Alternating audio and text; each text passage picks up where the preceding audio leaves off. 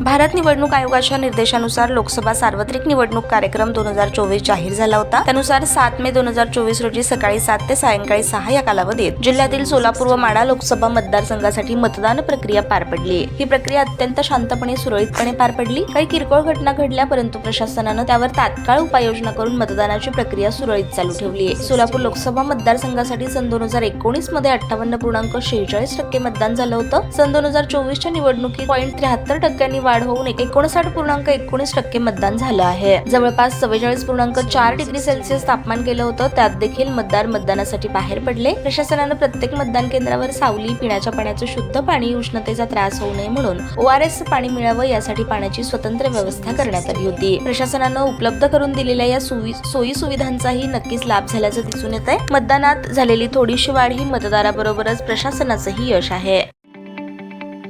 ताज्या बातम्या पाहण्यासाठी प्राईम महाराष्ट्र न्यूज चॅनलला सबस्क्राईब करा।